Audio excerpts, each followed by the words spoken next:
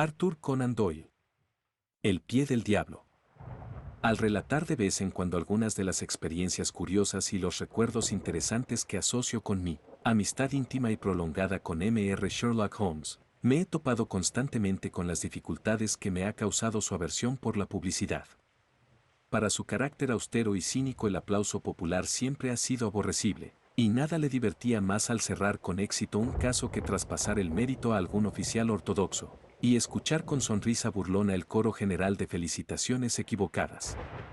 Ha sido en realidad esta actitud por parte de mi amigo, y no desde luego la falta de material interesante, lo que en los últimos años me ha obligado a publicar muy pocos de mis relatos. Mi participación en algunas de sus aventuras siempre ha sido un privilegio que me ha exigido discreción y reticencia. Quedé, pues, enormemente sorprendido al recibir el martes pasado un telegrama de Holmes. Nunca se ha sabido de él que escribiera cuando bastaba un telegrama, en los términos siguientes: ¿por qué no contarles el horror de Cornualles, el más extraño caso que se me ha encomendado? Ignoro qué resaca de su cerebro había refrescado el caso en su memoria, o qué antojo le había hecho desear que yo lo relatase, pero me apresuré, antes de que llegara otro telegrama cancelando aquel, a rebuscarlas notas que me darían los detalles exactos del caso y a exponerles el caso a mis lectores. Fue en la primavera del año 1897, cuando en la férrea constitución de Holmes aparecieron algunos síntomas de debilitamiento frente a un trabajo duro, constante y del tipo más agotador, agravado, además, por sus propias imprudencias ocasionales. En marzo de aquel año el doctor Muragar, de la calle Harley, cuya dramática presentación a Holmes quizá cuente algún día, le dio órdenes terminantes al famoso detective privado de dejar a un lado todos sus casos y entregarse a un completo descanso si quería evitar un colapso. Su estado de salud no era asunto por el que Holmes se tomase el más mínimo interés, ya que tenía una gran capacidad de abstracción mental, pero al final fue inducido, bajo la amenaza de quedar inhabilitado para el trabajo de forma permanente, a buscarse un cambio total de escena y de aires. Así fue como a principios de primavera de aquel mismo año nos trasladamos a una casita de campo cerca de la bahía de Poldhu, en el extremo más alejado de la península de Cornualles. Era un lugar singular, especialmente adecuado para el humor sombrío de mi paciente. Desde las ventanas de nuestra casita encalada, construida en lo alto de una colina muy verde, dominábamos todo el siniestro semicírculo de la bahía de Mounts, esa antigua trampa mortal para los veleros, con su hilera de negros acantilados y arrecifes azotados por las olas, contra los que habían hallado la muerte innumerables marineros. Con viento del norte la bahía permanece plácida y abrigada, invitando a las embarcaciones sacudidas por la tempestad a virar hacia ella en busca de descanso y protección. Pero luego vienen el súbito remolino de viento, las ráfagas huracanadas del sudoeste, el ancla arrancada, la orilla a sotavento y la última batalla en el rompiente espumoso. El marinero prudente está siempre alejado de ese lugar maldito. Por el lado de tierra nuestros alrededores eran tan sombríos como el mar. Era aquella una zona de páramos ondulantes, solitarios y grises, con un campanario aquí y allá para marcar el emplazamiento de algún que otro pueblo de tiempos pasados. En cualquier dirección de los páramos había vestigios de una raza ya desaparecida que no había dejado como constancia de su paso sino extraños monumentos de piedra, túmulos irregulares que contenían las cenizas incineradas de los muertos, y curiosas construcciones de tierra que apuntaban a la lucha prehistórica. El embrujo y misterio de la región, con su siniestra atmósfera de naciones olvidadas, apelaba a la imaginación de mi amigo, quien pasaba gran parte de su tiempo dando largos paseos y sumiéndose en meditaciones solitarias en los páramos. La antigua lengua de Cornualles también había atraído su atención, y recuerdo que se le metió en la cabeza la idea de que era muy similar al caldeo y constituía una derivación directa del lenguaje de los comerciantes de estaño fenicios. Recibió un envío de libros de filología, y se disponía a consagrarse al desarrollo de su tesis cuando de repente, para pesar mío y alboroso manifiesto de él, nos encontramos, incluso en aquella tierra de sueños, sumergidos en un problema ocurrido a nuestra puerta, más intenso, más absorbente e infinitamente más misterioso que cualquiera de los que nos habían hecho salir de Londres. Nuestra vida sencilla y plácida, nuestra saludable rutina fueron interrumpidas violentamente, y nosotros nos vimos precipitados en el centro de una serie de sucesos que provocaron una excitación extrema, no solo en Cornualles, sino también en toda la parte occidental de Inglaterra. Quizá muchos de mis lectores conserven algún recuerdo de lo que se llamó entonces el horror de Cornualles, aunque a la prensa de Londres no llegó más que un relato muy incompleto del asunto. Ahora, 13 años después, voy a dar a conocer públicamente los auténticos detalles de aquel caso inconcebible. Ya he dicho que unos cuantos campanarios diseminados indicaban la situación de los pueblos que salpicaban aquella parte de Cornualles.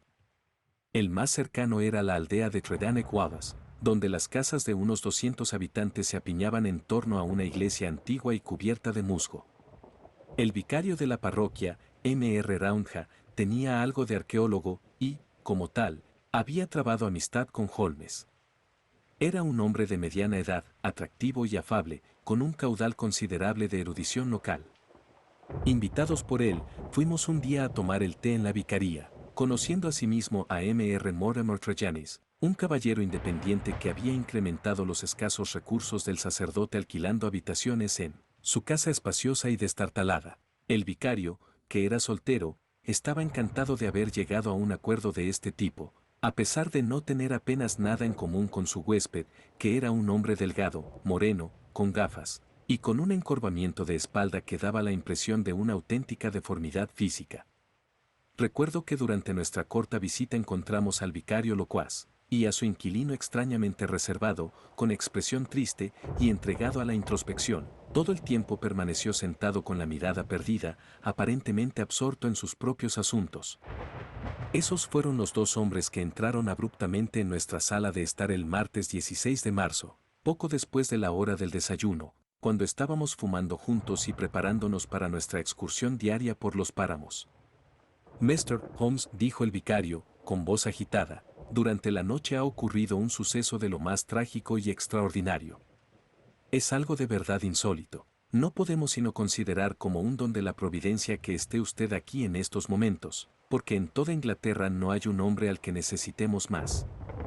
Clavé en el intruso vicario una mirada poco amistosa, pero Holmes se quitó la pipa de los labios y se irguió en su silla, como un viejo sabueso que oye el grito de «zorro a la vista», señaló el sofá con el dedo, y el palpitante vicario, con su agitado compañero, se sentaron en él, uno junto al otro. M.R. Mortimer Tregennis se dominaba más que el sacerdote, pero el crispamiento de sus manos delgadas y el brillo de sus ojos oscuros delataban la emoción que compartía con éste. ¿Hablo yo, o lo hace usted?, preguntó al vicario. Bueno, como parece ser que es usted quien ha hecho el descubrimiento, sea lo que fuere, y el vicario lo sabe todo de segunda mano, quizás será mejor que hable, M.R. Tregennis, dijo Holmes. Lancé una mirada al vicario, vestido apresuradamente, a su inquilino, sentado junto a él, ataviado con toda formalidad, y me divirtió la sorpresa que había producido en sus rostros la simple deducción de Holmes. Quizás será mejor que diga primero unas palabras, dijo el vicario, y entonces usted mismo juzgará si prefiere escuchar los detalles de M.R. Tregennis, o salir corriendo sin pérdida de tiempo hacia el escenario de tan misterioso suceso. Explicaré, pues, que nuestro amigo aquí presente pasó la velada de ayer en compañía de sus dos hermanos, Owen y George, y en la de su hermana, Brenda, en su casa de Tredanec Ward, que está cerca de la vieja cruz de piedra de L. Páramo. Les dejó poco después de las 10, jugando a cartas en torno a la mesa del comedor, de buen humor y con excelente salud. Esta mañana, como es hombre madrugador, ha salido de paseo en esa dirección antes de desayunar, siendo alcanzado por el coche del Dr. Richards, quien le ha explicado que acababan de mandarle llamar urgentemente desde Tredanec Ward. Como es natural, M.R. Mortimer Tregennis ha ido con él. Al llegar a Tredanec Ward se ha encontrado con un estado de cosas extraordinario. Sus tres hermanos estaban sentados en torno a la mesa, tal como él los había dejado, con las cartas aún extendidas ante ellos y las velas consumidas hasta la base. La hermana estaba reclinada en su silla, muerta, con los dos hermanos sentados a cada lado, riendo, gritando y cantando, con la mente totalmente perturbada. Los tres, la mujer muerta y los dos hombres enloquecidos, tenían en el rostro una expresión de horror desaforado, una convulsión de terror que daba miedo mirarla. No había indicios de la presencia de nadie en la casa, excepto de Mrs. Porter, la vieja cocinera y ama de llaves, que ha declarado que durmió profundamente y no oyó ningún ruido durante la noche. No habían robado ni desordenado nada, Y no existe ninguna explicación sobre cuál pudo ser la visión espantosa que mató de pánico a una mujer e hizo perder el juicio a dos hombres fuertes. Esta es, en dos palabras, la situación. M.R. Holmes. Si puede ayudarnos a esclarecerla, habrá realizado un gran trabajo. Yo esperaba poder engatusar de algún modo a mi compañero para continuar con la vida tranquila que era el objetivo de nuestro viaje, pero una sola mirada a la expresión intensa de su rostro y a sus cejas contraídas me indicaron lo vano de mi esperanza. Estuvo un rato sentado en silencio, absorbido por el extraño drama que había venido a romper nuestra paz. Voy a estudiar el asunto, dijo, por fin. A primera vista, parece tratarse de un caso excepcional. ¿Ha estado ya allí, M.R. Roundha? No, M.R. Holmes. M.R. Tregennis me lo ha contado todo al volver a la parroquia, y al instante hemos corrido a consultarle a usted. ¿A qué distancia está la casa donde ocurrió esa singular tragedia? A una milla tierra adentro, más o menos. En ese caso iremos caminando juntos. Pero, antes de salir, he de hacerle unas pocas preguntas. M.R. Mortimer Tregennis.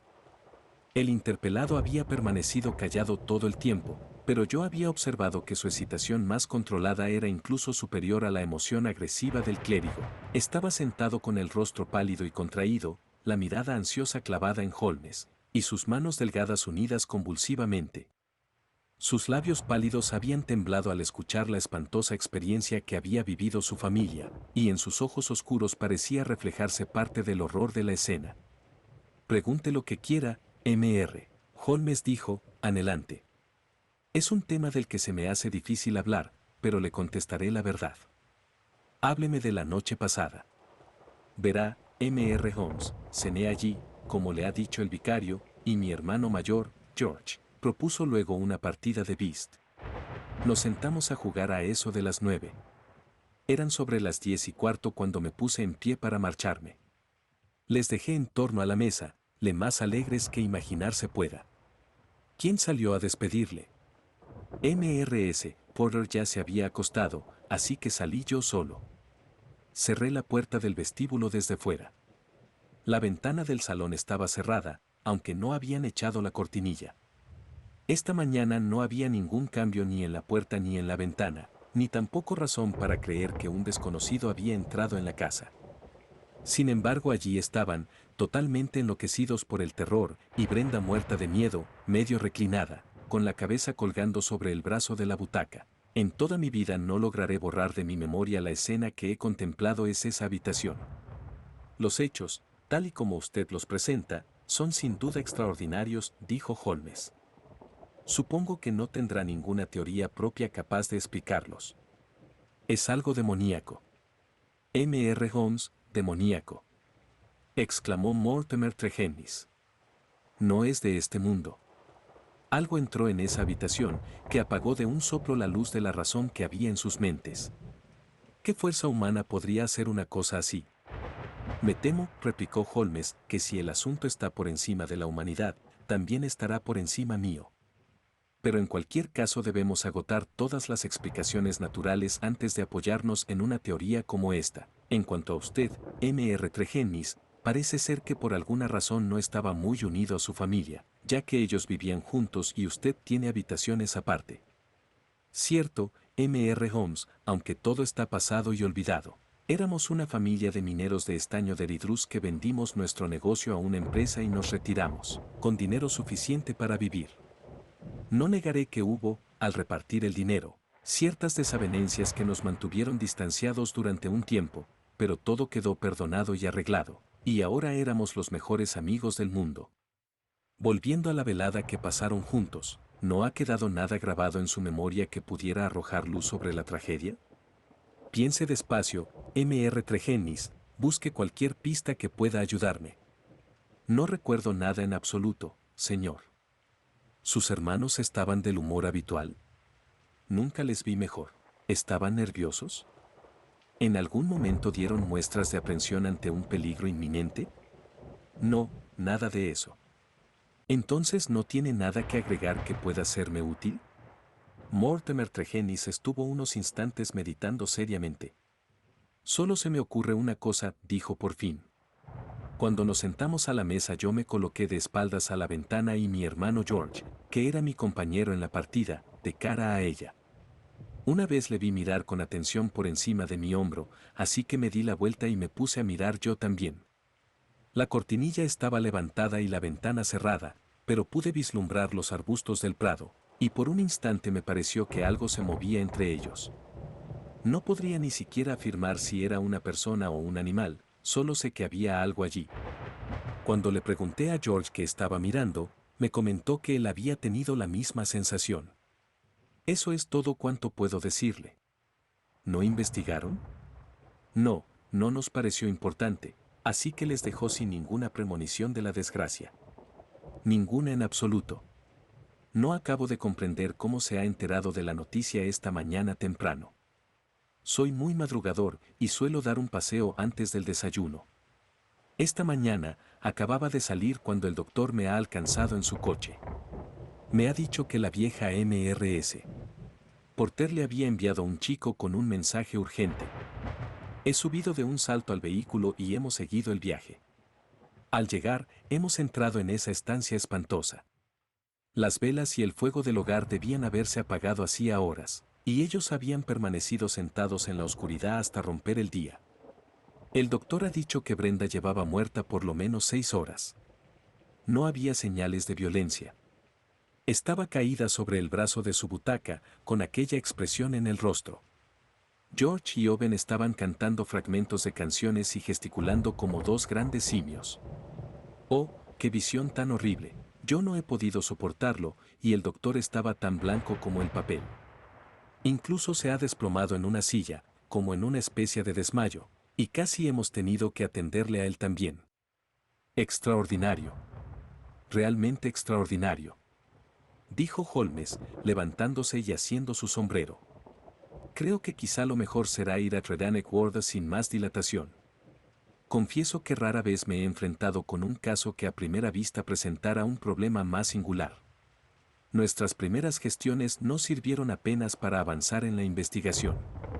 Pero de todos modos la mañana estuvo marcada, en su mismo inicio, por un incidente que produjo en mi ánimo la más siniestra impresión. Se acerca uno al lugar de la tragedia por un sendero campestre estrecho y serpenteante. Caminábamos por él cuando oímos el traqueteo de un coche que venía hacia nosotros, y nos hicimos a un lado para dejarle paso. Al cruzarse con nosotros pude entrever por la ventanilla cerrada un rostro horriblemente contorsionado y sonriente, que se nos quedaba mirando. Aquellos ojos desorbitados y brillantes, y aquellos dientes que rechinaban pasaron junto a nosotros como una visión espantosa. «Mis hermanos», exclamó Mortimer Tregennis, lívido hasta los labios. «Se los llevan a Helston». Nos volvimos para mirar el negro carruaje, que se alejaba dando tumbos. Luego dirigimos nuestros pasos hacia aquella casa malhadada donde les había sorprendido su extraña suerte. Era una morada espaciosa y llena de luz, más mansión que simple casa de campo, con un jardín de considerable extensión que, con el aire de Cornualles, abundaba ya en flores primaverales.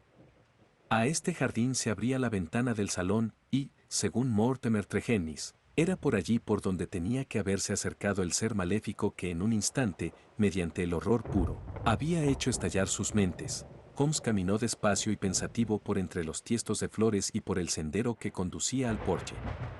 Tan absorto estaba en sus pensamientos que recuerdo que tropezó contra la regadera, derramó su contenido e inundó nuestros pies y también el sendero del jardín. Ya en la casa salió a recibirnos la anciana ama de llaves Cornualles, MRS. Porter, que con la ayuda de una muchacha joven atendía a las necesidades de la familia. Respondió de buen grado a todas las preguntas de Holmes. No había oído nada durante la noche. Últimamente sus amos habían estado de un humor estupendo y nunca les había visto tan alegres y prósperos. Se había desmayado de espanto al entrar por la mañana en la estancia y ver aquella reunión espantosa alrededor de la mesa. Tras recuperarse había abierto la ventana de par en par para que pasara el aire, y había ido corriendo hasta el camino principal, desde donde había enviado a un joven granjero en busca del médico. La señorita estaba arriba en su cama, si deseábamos verla. Habían sido necesarios 4 hombres fuertes para meter a los hermanos en el coche del manicomio. Ella no pensaba permanecer en la casa ni un día más, aquella misma tarde se iría a St. Ives, para reunirse con su familia. Subimos la escalera y examinamos el cadáver. Miss Brenda Tregennis había sido una muchacha muy bonita, aunque ahora ya había entrado en la madurez. Su rostro de tez oscura y rasgos bien dibujados era hermoso, incluso muerta, aunque aún se adivinaba en él algo de aquella convulsión de horror que había sido su última emoción humana. Desde su dormitorio bajamos al salón donde había ocurrido la extraña tragedia. En la chimenea se apiñaban las cenizas carbonizadas del fuego de la noche. Seguían sobre la mesa las cartas, desparramadas en su superficie.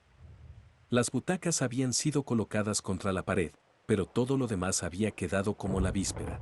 Holmes recorrió la estancia con paso ligero y rápido, se sentó en las diversas sillas, acercándolas a la mesa y reconstruyendo sus posiciones. Comprobó cuánta extensión de jardín se veía desde allí, examinó el suelo, el techo y la chimenea, pero ni una sola vez percibí aquel súbito brillo en sus ojos ni la contracción de los labios que me indicaban que veía un resquicio de luz en la oscuridad. ¿Por qué fuego?, preguntó una vez. ¿Lo tenían siempre encendido en las noches primaverales, en una habitación tan pequeña? Mortimer Tregennis le explicó que la noche era fría y húmeda. Por esa razón habían encendido el fuego después de su llegada. ¿Qué va a hacer ahora, Mr. Holmes?, preguntó. Mi amigo sonrió y apoyó su mano en mi brazo, diciendo: creo, Watson, que voy a reanudar esas sesiones de envenenamiento por tabaco que usted ha condenado tan frecuente y justamente. Con su permiso, caballeros, vamos a volver a nuestra casa, porque no me parece que aquí vaya a aparecer nada nuevo digno de atención. Voy a dar vueltas en mi cabeza a todos estos hechos, Mr. Tregennis, y si se me ocurre algo desde luego me pondré en contacto con usted y el vicario. Mientras tanto les deseo muy buenos días. Hasta pasado un buen rato de nuestro regreso a Poldo Cottage, Holmes no rompió su mutismo completo y ensimismado. Permaneció todo ese rato hecho un ovillo en su sillón, con su rostro macilento y ascético apenas visible en el torbellino azul del humo de su tabaco, las oscuras cejas fruncidas, la frente arrugada y la mirada vacía y perdida. Por fin, dejó a un lado su pipa y se puso en pie de un salto. Es inútil, Watson, dijo, con una risotada. Vayamos a caminar juntos por los acantilados en busca de flechas de pedernal. Es más fácil encontrar eso que una pista en este asunto. Hacer trabajar al cerebro sin suficiente material es como acelerar un motor. Acaba estallando en pedazos.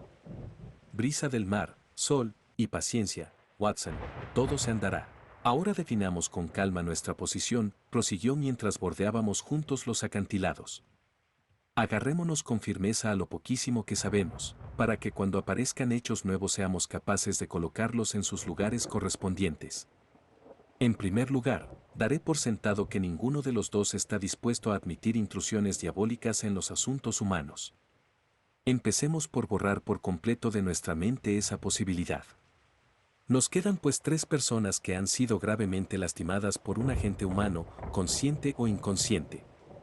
Ese es terreno firme. Bien, ¿y cuándo ocurrió eso?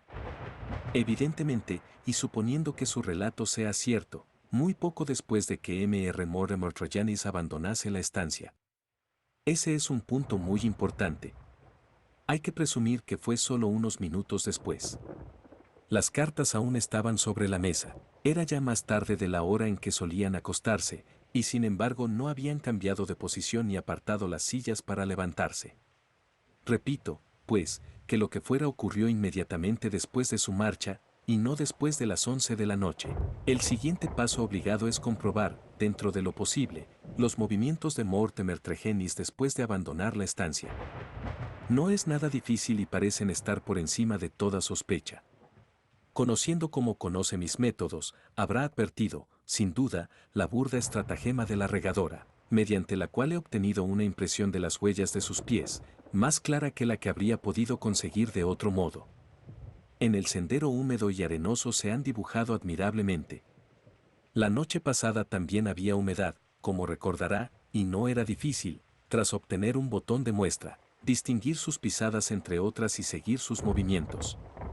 Parece que se alejó rápidamente en dirección de la vicaría. Si Mortimer Tregennis había desaparecido de la escena, y alguna persona afectó desde el exterior a los jugadores de cartas, ¿cómo podemos reconstruir a esa persona? ¿Y cómo es que infundió en ellos tal sentimiento de horror? Podemos eliminar a Mrs. Porter. Se ve que es inofensiva. ¿Hay alguna evidencia de que alguien se encaramó a la ventana del jardín y de un modo u otro produjo a quienes la vieron un efecto tan terrorífico que les hizo perder la razón? La única sugerencia es esa dirección fue expresada por el mismo Mortimer Tregennis, que afirma que su hermano habló de cierto movimiento en el jardín. Eso es realmente extraño, ya que la noche estaba lluviosa, encapotada y oscura. Cualquiera que tuviera el propósito de asustar a esas personas estaría obligado a aplastar su cara contra el cristal antes de ser visto. Hay un parterre de flores de 3 pies fuera de la ventana, y sin embargo no hay en él ni la sombra de una huella, de modo que es difícil imaginar cómo alguien ajeno a la familia pudo producir en los 3 hermanos una impresión tan terrible, y por otra parte no hemos hallado ningún móvil para una agresión tan rara y complicada. ¿Se da cuenta de nuestras dificultades, Watson? Demasiado bien, respondí, con convicción. Y sin embargo, con un poco más de material, quizá demostremos que no son insuperables, dijo Holmes. Me imagino que entre nuestros abundantes archivos, Watson, encontraríamos algunos casos casi tan oscuros como este.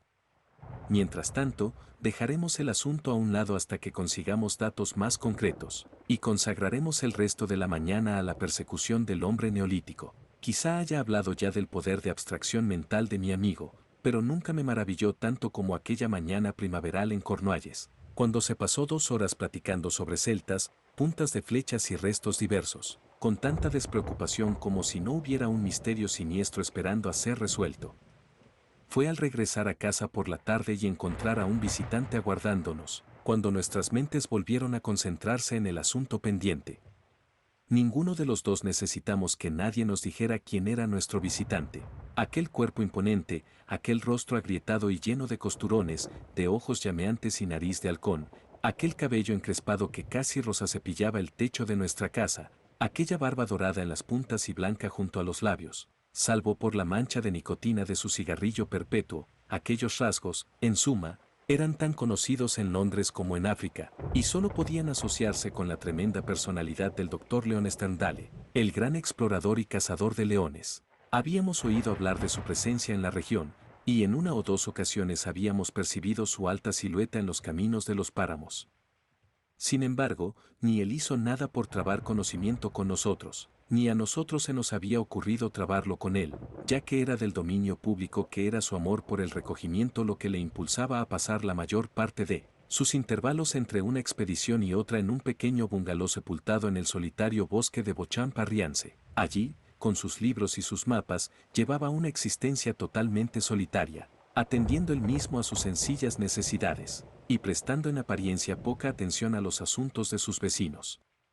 Así que fue una sorpresa para mí oírle preguntar a Holmes con voz anhelante si había algo en su reconstrucción del misterioso episodio. La policía del condado está totalmente perdida, dijo, pero quizás su vasta experiencia le haya sugerido alguna explicación verosímil. Mi único derecho a reclamar su confianza es que durante mis muchas residencias aquí he llegado a conocer muy bien a la familia Tregennis, en realidad, podría llamarles primos por línea materna, y su extraño final me ha causado, como es natural, un gran impacto. Estaba ya en Plymouth, camino de África, pero me he enterado de la noticia esta mañana y he venido sin pérdida de tiempo para ayudar en la investigación. Holmes arqueó las cejas. ¿Y ha perdido el barco por eso? Tomaré el próximo. Caramba, esto sí que es amistad. Ya le digo que éramos parientes. Sí, sí, primos por parte de madre. ¿Estaba ya su equipaje a bordo? Algo de él había, pero la mayor parte estaba en el hotel. Comprendo. Pero no creo que el suceso haya sido publicado todavía en los periódicos matutinos de Plymouth. No, señor, he recibido un telegrama. ¿Puedo preguntar de quién? Una sombra cruzó el demacrado rostro del explorador. Es usted muy inquisitivo, M.R. Holmes. Es mi trabajo. Con un esfuerzo, el doctor Sterndale recuperó su enfurruñada compostura. No veo objeción para decírselo. Ha sido M.R. Roundha, el vicario, quien me ha enviado el telegrama que me ha hecho venir. Gracias, dijo Holmes. En respuesta a su original pregunta puedo decirle que aún no tengo la mente clara en relación con el caso, pero abrigo esperanzas de llegar a alguna conclusión. Sería prematuro decir nada más. Quizá no le importaría decirme si sus sospechas apuntan en alguna dirección determinada. No puedo responder a eso. Entonces he perdido el tiempo y no necesito prolongar mi visita. El famoso doctor salió de nuestra casa de un patente mal humor y a los 5 minutos Holmes le siguió. No volví a verle hasta después del anochecer, cuando volvió con un paso lento y una expresión huraña, que me hicieron comprender que no había progresado mucho en su investigación. Le echó una mirada al telegrama que le aguardaba y lo tiró al hogar. Del hotel de Plymouth, Watson dijo: me ha dado el nombre el vicario, y he telegrafiado para asegurarme de que la historia del Dr. Leon Sterndale era cierta. Parece ser que en efecto ha pasado la noche allí, y que ha dejado parte de su equipaje camino a África, y ha vuelto para estar presente en la investigación. ¿Qué opina, Watson? Que está vivamente interesado. Vivamente interesado, sí. Hay en esto un hilo, que aún no hemos sabido encontrar, y que nos guiaría por esta maraña. Anímese, Watson, porque estoy convencido de que aún no ha caído en nuestras manos todo el material necesario. Cuando eso suceda, pronto quedarán atrás nuestras dificultades. Poco sabía yo entonces lo pronto que se harían realidad las palabras de Holmes, y lo extraño y siniestro que sería el acontecimiento inminente que había de abrir ante nosotros una nueva línea de investigación. A la mañana siguiente, me estaba afeitando junto a la ventana, cuando oí ruido de cascos y, al levantar la vista, vi un dogcart que se acercaba a todo galope por la senda. Se detuvo delante de nuestra puerta, y nuestro amigo el vicario se apeó de él apresuradamente y se acercó corriendo por el sendero de nuestro jardín. Holmes ya estaba vestido, y ambos salimos prestos a recibirle. Nuestro visitante estaba tan excitado que apenas podía articular palabra, pero por fin, entre jadeos y estallidos, salió la trágica historia de sus labios. Estamos poseídos por el diablo, M.R. Holmes. Mi pobre parroquia está poseída por el diablo. Gritó. El mismísimo Satanás anda suelto por ella. Nos tiene en sus manos. En su agitación iba bailando de un lado para otro, salvándose solo del ridículo por su rostro ceniciento y sus ojos desorbitados. Por fin nos disparó la terrible noticia. M.R. Mortimer Tregennis ha muerto durante la noche, con idénticos síntomas que el resto de su familia. Holmes se puso en pie de un salto, todo energía en un instante. ¿Cabríamos los dos en su dogcart? Sí. Entonces, Watson, tendremos que posponer el desayuno. M.R. Roundha, estamos a su entera disposición. Deprisa, deprisa, antes de que revuelvan las cosas. El huésped ocupaba en la vicaría 2 habitaciones, situadas una encima de la otra, que formaban una de las esquinas. La de abajo era una amplia sala de estar y la de arriba el dormitorio. Daban a un terreno de croquet que se prolongaba hasta las mismas ventanas. Nosotros llegamos antes que el médico y la policía, así que todo estaba intacto. Permítaseme describir la escena tal y como la vimos aquella mañana de marzo envuelta en bruma. Ha dejado una impresión imborrable en mi memoria. La atmósfera en la estancia era de asfixia horrible y deprimente. La criada que entró primero abrió la ventana, de lo contrario aún habría sido más intolerable. Aquel ahogo podía deberse en parte a que en la mesa central había una lamparilla ardiendo y humeando. Junto a ella estaba sentado el muerto, apoyado en su silla, con la escueta barba proyectada hacia afuera, los lentes subidos a la frente y el rostro, enjuto y moreno, vuelto hacia la ventana y convulsionando por el mismo rictus de terror que había marcado los rasgos de su difunta hermana. Tenía los miembros contorsionados y los dedos retorcidos como si hubiera muerto en un auténtico paroxismo de miedo. Estaba totalmente vestido, aunque algunos indicios mostraban que lo había hecho con prisas. Sabíamos ya que había dormido en su cama y que le había sobrevenido su trágica muerte a primera hora de la mañana. Podía adivinarse la energía al rojo vivo que se ocultaba debajo del exterior flemático de Holmes, con solo observar el cambio brusco que se operaba en él al entrar en el fatal apartamento. En un instante se puso tenso y alerta, con los ojos brillantes, el rostro rígido y los miembros temblando de actividad febril. Salió al césped, entró por la ventana, recorrió la sala de estar y subió al dormitorio, como el osado sabueso registra la madriguera. Dio un rápido vistazo por el dormitorio y acabó de abrir la ventana, lo que pareció proporcionarle un nuevo motivo de excitación, ya que se asomó a ella con sonoras exclamaciones de interés y júbilo. A continuación bajó la escalera apresuradamente, salió por la ventana abierta, se tiró boca abajo en el césped, se puso en pie de un salto y volvió a entrar en la estancia, todo ello con la energía de un cazador que le pisa los talones a la pieza. Examinó la lamparilla, que era de las corrientes, con minucioso cuidado y tomando ciertas medidas en su depósito. Hizo, con su lupa, un puntilloso escrutinio de la pantalla de talco que recubría la parte superior de la misma, y rascó algunas cenizas que había adheridas a su superficie, poniendo algunas de ellas en un sobre, que acto seguido se guardó en su cuaderno de bolsillo. Por fin, en el momento en que hacían su aparición el médico y la policía oficial, llamó aparte al vicario y salimos los tres al césped. Me complace decirles que mi investigación no ha sido del todo estéril, comentó. No puedo quedarme para discutir el asunto con la policía, pero le agradeceré mucho, Mr. Roundha, que le presente mis saludos al inspector y dirija su atención hacia la ventana del dormitorio y la lamparilla de la sala de estar.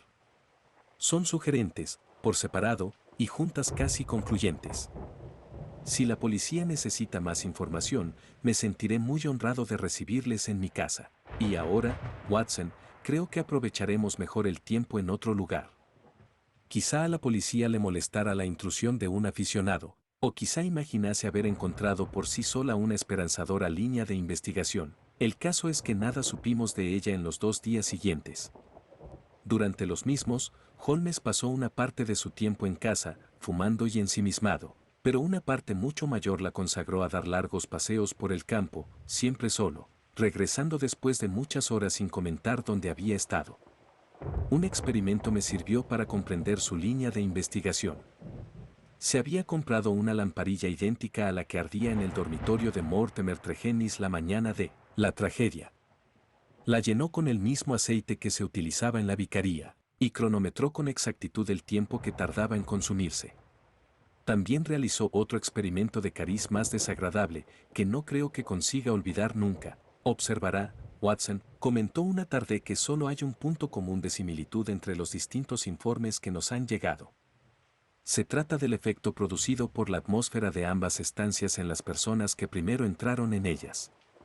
Recordará que Mortimer Tregennis, al describir el episodio de su última visita a casa de sus hermanos, nos contó que el doctor se desplomó sobre una silla al entrar al salón.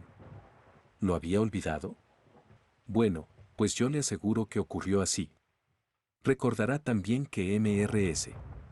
Porter, el ama de llaves, nos dijo que había desfallecido al entrar en la estancia y luego había abierto la ventana.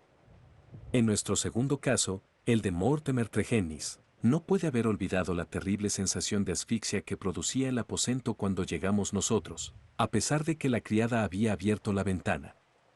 Esa misma criada, según averigüé luego, se había encontrado tan mal que había tenido que acostarse. Admitirá, Watson, que todos estos hechos son muy sugerentes. En ambos casos tenemos evidencias de una atmósfera envenenada. En ambos casos también, tenemos una combustión en la sala, un fuego en el primero, y una lamparilla en el segundo. El fuego había sido necesario, pero la lamparilla fue encendida, como demostrará una comparación con el aceite consumido, mucho después del alba. ¿Por qué? Sin duda porque existe una relación entre las tres cosas, la combustión, la atmósfera asfixiante y la muerte o locura de esos desdichados. Eso está claro, ¿no? Así parece. Por lo menos podemos aceptarlo como una hipótesis probable. Supongamos, pues, que en ambos casos quemaron algo que produjo una atmósfera de extraños efectos tóxicos. Muy bien. En el salón de los hermanos Tregennis esa sustancia fue colocada en la chimenea. La ventana estaba cerrada, pero como es natural, parte del humo se perdió por el cañón de la chimenea. De ahí que los efectos del veneno quedasen más atenuados que en el otro caso, donde era más difícil que se escaparan los vapores. El resultado parece indicar que fue así, ya que en el primer caso la mujer, que presumiblemente tenía un organismo más sensible, fue la única que murió, siendo los otros presa de esa demencia pasajera o permanente que es, sin duda, el primer efecto de la droga. En el segundo caso el resultado fue completo.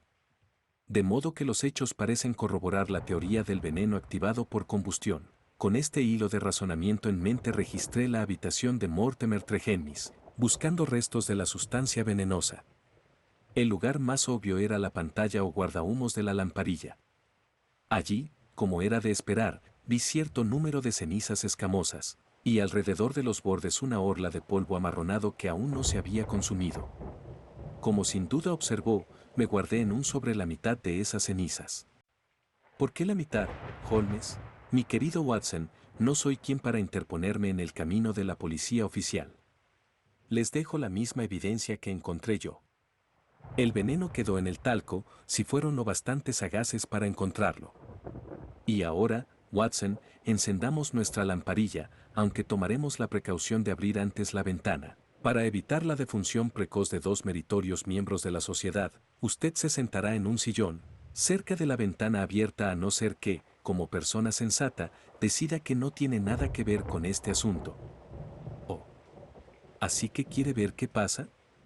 Sabía que conocía bien a mi Watson. Colocaré esta silla frente a la suya, de forma que quedemos a la misma distancia del veneno, cara a cara. Dejaremos la puerta entreabierta. Ahora estamos ambos en una posición que nos permite vigilar al otro e interrumpir el experimento si los síntomas nos parecen alarmantes. ¿Está todo claro? Bien, entonces sacaré el polvillo, o lo que queda de él, del sobre, y lo dejaré encima de la lamparilla encendida. Así. Ahora, Watson, sentémonos y esperemos acontecimientos. No tardaron en producirse. Apenas me había arrellanado en mi asiento, cuando llegó hasta mí un olor intenso, almizcleño, sutil y nauseabundo. A la primera bocanada mi cerebro y mi imaginación perdieron por completo el control. Ante mis ojos se arremolinó una nube densa y negra, y mi mente me dijo que en aquella nube, aún imperceptible, pero dispuesto a saltar sobre mis sentidos consternados, se ocultaba, al acecho, todo cuanto había en el universo de vagamente horrible, monstruoso e inconcebiblemente perverso. Había formas imprecisas arremolinándose y nadando en el oscuro banco de nubes, todas ellas amenazas y advertencias de algo que iba a ocurrir, del advenimiento en el umbral de un morador inefable, cuya sola sombra haría estallar mi alma.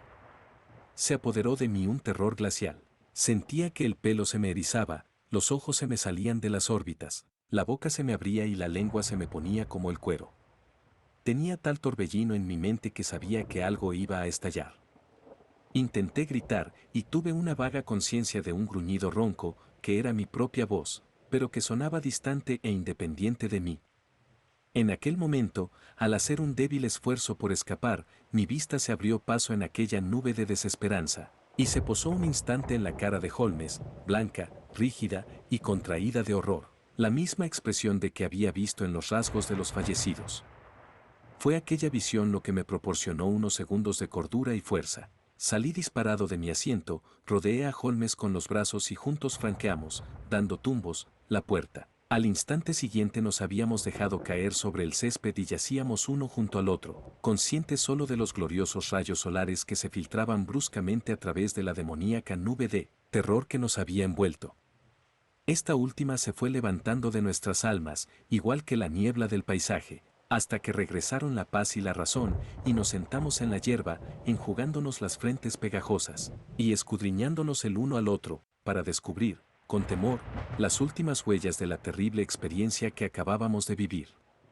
Por todos los cielos, Watson, dijo Holmes por fin, con voz insegura, le debo mi agradecimiento y también una disculpa. Era un experimento injustificado incluso para mí solo, así que doblemente para un amigo. Le aseguro que lo siento de veras. Ya sabe, respondí, algo emocionado, porque hasta entonces Holmes nunca me había dejado entrever tanto su corazón, que es para mí una alegría y un gran privilegio ayudarle. Enseguida volvió a encauzarse en la vena mitad humorística y mitad cínica que constituía su actitud habitual, con quienes le rodeaban, y dijo, sería superfluo hacernos enloquecer, mi querido Watson. Cualquier observador cándido declararía sin duda ninguna que ya lo estábamos antes de embarcarnos en un experimento tan irracional. confieso que no imaginaba que sus efectos fueran tan repentinos y graves. Entró a toda prisa en la casa y apareció de nuevo sujetando la lamparilla, que aún quemaba, con el brazo extendido, y la tiró a un zarzal. Hemos de esperar un poco a que se ventile la habitación. Supongo, Watson, que no le quedará ni una sombra de duda sobre cómo se produjeron las tragedias. Ninguna en absoluto. Pero el móvil sigue siendo tan oscuro como antes. Vayamos hasta esa glorieta y discutamos juntos el asunto. Ese preparado infernal parece estar aún metido en mi garganta.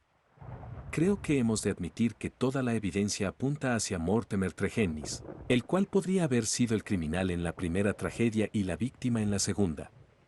Debemos recordar, en primer lugar, que existe una historia de pelea familiar, con reconciliación posterior, aunque ignoramos hasta qué punto fue cruda la pelea o superficial la reconciliación.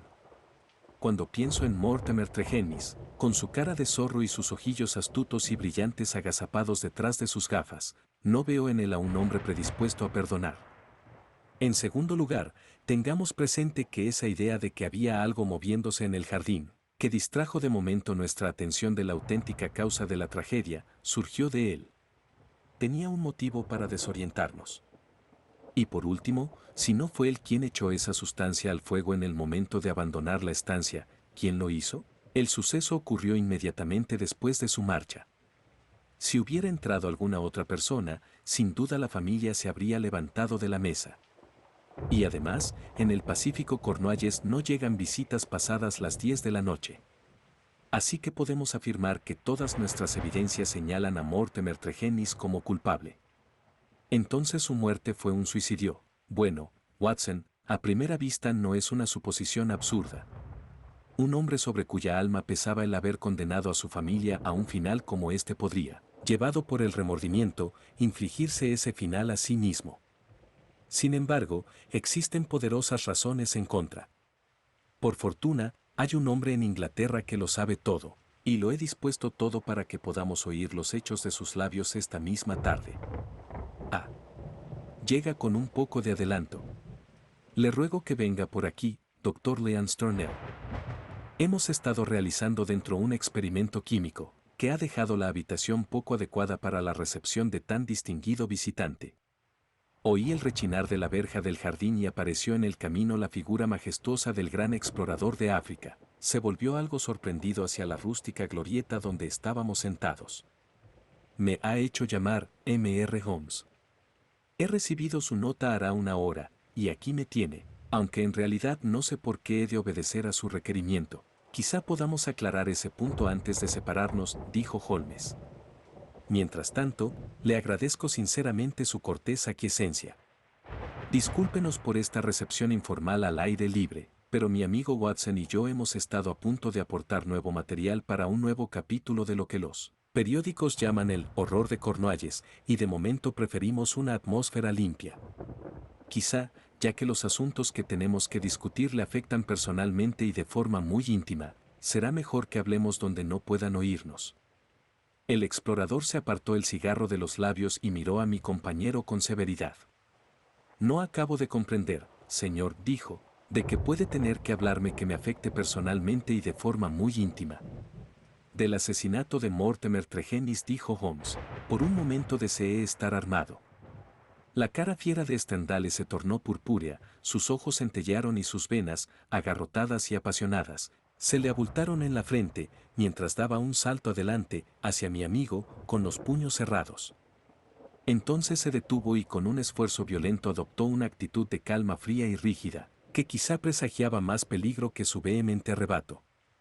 He vivido tanto tiempo entre salvajes y fuera de la ley, dijo, que me he acostumbrado a hacerme la ley yo mismo. Le suplico, M.R. Holmes, que no lo olvide, porque no deseo causarle ningún daño.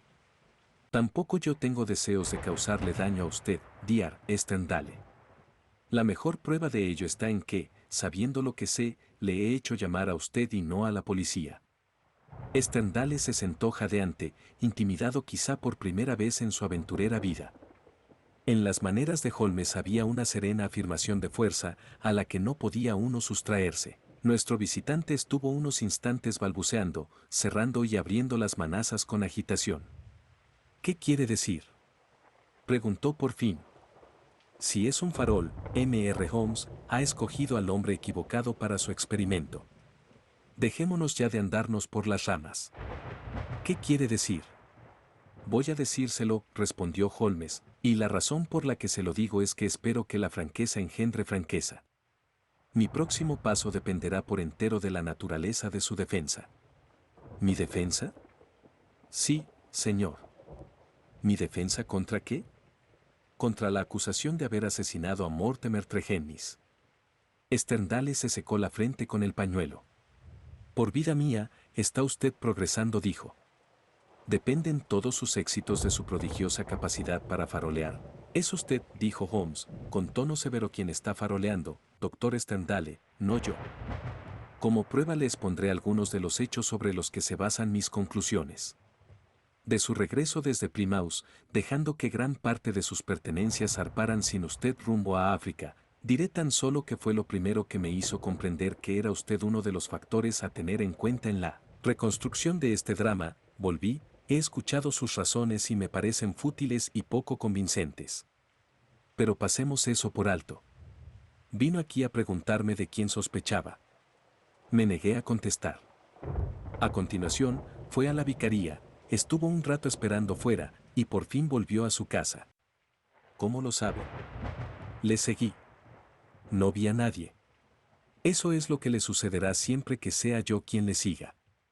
Pasó en su casa una noche inquieta y fraguó cierto plan, que puso en práctica a primera hora de la mañana. Abandonó su morada al alba y se llenó el bolsillo de una gravilla rojiza que había amontonada junto a su puerta. Sterndale dio un respingo violento y miró atónito a Holmes. Luego recorrió a toda prisa la milla que le separaba de la vicaría. Llevaba, si me permite la observación, el mismo par de zapatos de tenis con suela acanalada que calza en este momento. Ya en la vicaría, cruzó la huerta y el seto lateral, saliendo debajo de la ventana del inquilino Tregennis. Era ya pleno día, pero todos dormían en la casa. Se sacó del bolsillo parte de la gravilla y la lanzó contra la ventana superior. Sterndale se puso en pie de un salto y exclamó: «Creo que es usted el mismísimo diablo». Holmes sonrió al oír el cumplido y prosiguió. Tuvo que tirar 2 puñados o quizá 3 antes de que el inquilino saliera por la ventana. Le hizo señal de bajar. Él se vistió apresuradamente y descendió a la sala de estar. Usted entró por la ventana. Sostuvieron una breve entrevista, durante la cual usted estuvo caminando de un lado a otro de la estancia. Luego salió, cerrando la ventana, y se quedó en el césped de fuera fumando un cigarro y observando lo que ocurría. Por fin, tras la muerte de Tregennis, se retiró por donde había venido.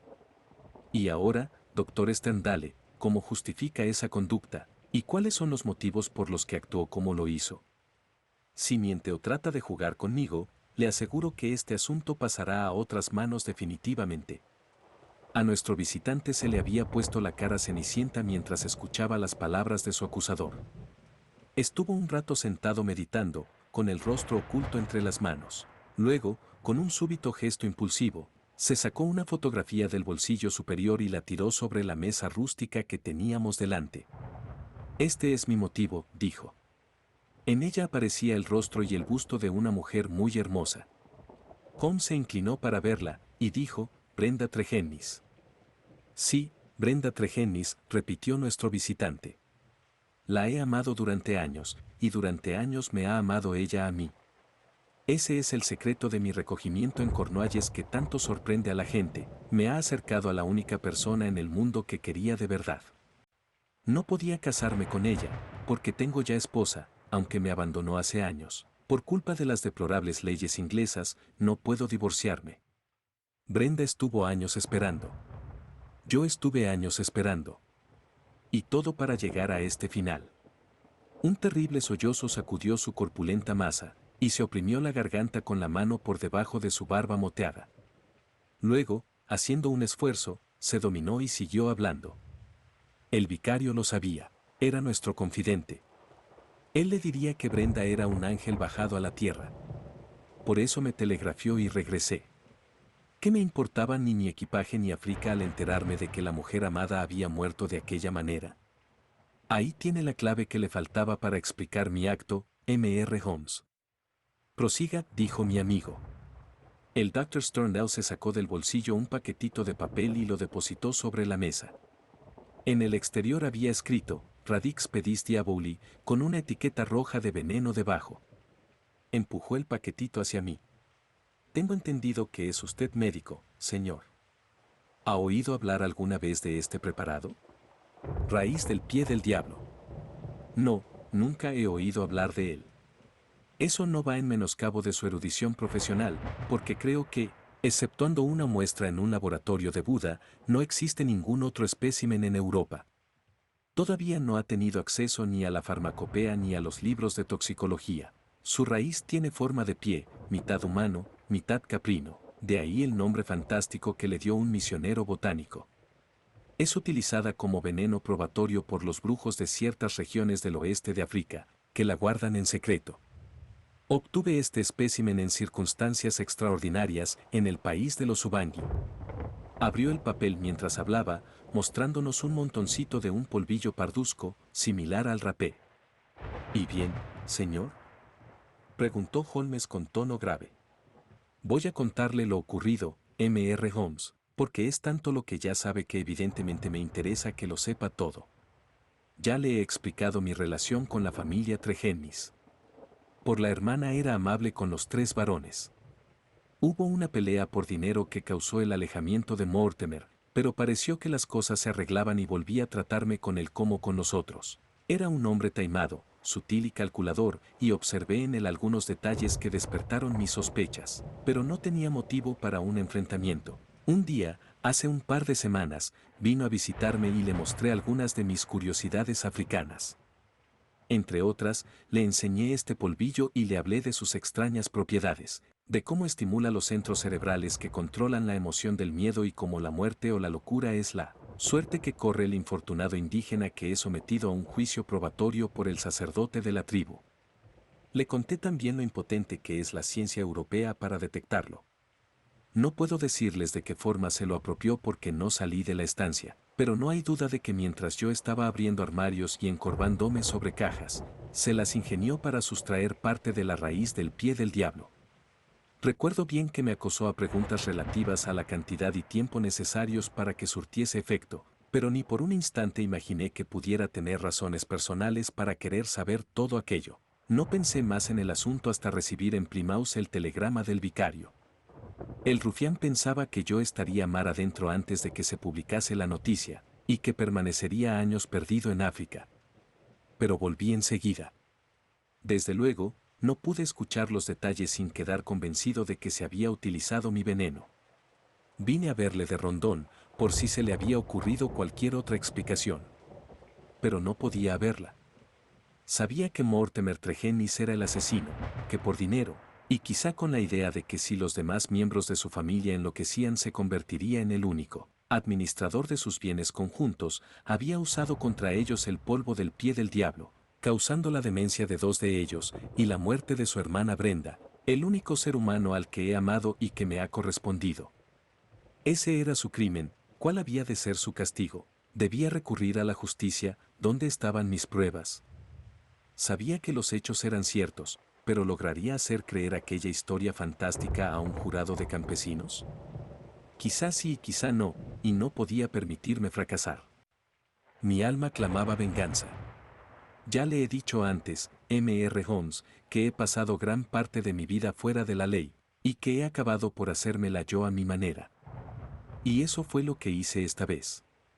Decidí que debía compartir el destino que había infligido a otros. O eso, o le ajusticiaría con mis propias manos. En toda Inglaterra no hay en estos momentos un solo hombre que le tenga menos aprecio a su existencia que yo a la mía. Ahora ya sabe todo. Usted mismo ha explicado el resto. Como ha dicho, tras una noche sin descanso, salí por la mañana temprano de mi casa. Preví la dificultad de despertarle, así que recogí grava del montón que ha mencionado, y la utilicé para tirarla contra la ventana. Él bajó y me dio entrada por la ventana de la sala de estar. Le expuse su crimen y le dije que venía como juez y como verdugo. El desdichado se hundió paralizado en una silla al ver mi revólver. Encendí la lamparilla, puse el polvillo sobre ella y permanecí junto a la ventana, dispuesto a cumplir mi amenaza de disparar si trataba de abandonar la estancia. Murió a los 5 minutos, Dios mío, y cómo murió. Pero mi corazón fue de piedra, porque no soportó nada que mi amada Brenda no hubiera sentido antes que él. Esa es mi historia, M.R. Holmes. Quizás si amase a alguna mujer habría hecho lo mismo. En cualquier caso, estoy en sus manos. Puede dar los pasos que le plazca. Como ya le he dicho, no hay ningún ser viviente que pueda temer menos a la muerte que yo. Holmes permaneció un rato sentado en silencio. ¿Qué planes tenía? Preguntó, por fin. Tenía la intención de sepultarme en el centro de África. Mi trabajo allí está a medio acabar. Vaya a acabarlo, dijo Holmes. Yo, por lo menos, no pienso impedírselo. El doctor Sterndale irguió su figura gigantesca, hizo una grave reverencia y se alejó de la glorieta. Holmes encendió su pipa y me alargó su tabaquera, diciendo, no nos vendrán mal, para variar, unos vapores que no sean venenosos. Creo que estará de acuerdo, mi querido Watson, en que no es este un caso en el que tengamos que interferir. Nuestra investigación ha sido independiente y también lo serán nuestras acciones. ¿Va usted a denunciar a ese hombre? Por supuesto que no, respondí. Nunca he amado, Watson, pero supongo que si lo hubiese hecho y el objeto de mi amor hubiera tenido un final como este, habría actuado igual que nuestro ilegal cazador de leones. ¿Quién sabe? Bueno, Watson, no ofenderé a su inteligencia explicándole lo que ya es obvio. La gravilla en el alféizar de la ventana fue, desde luego, el punto de partida de mis pesquisas. No había nada que encajara con ella en el jardín de la vicaría. Solo cuando el doctor Sterndale y su casa atrajeron mi atención di con el complemento que me faltaba. La lamparilla encendida en pleno día y los restos del polvillo en la pantalla fueron eslabones sucesivos de una cadena bastante clara. Y ahora, mi querido Watson, creo que podemos borrar este caso de nuestras memorias y reanudar con la conciencia limpia el estudio de esas raíces caldeas que sin duda encontraremos en la ramificación de Cornualles de la fantástica lengua céltica.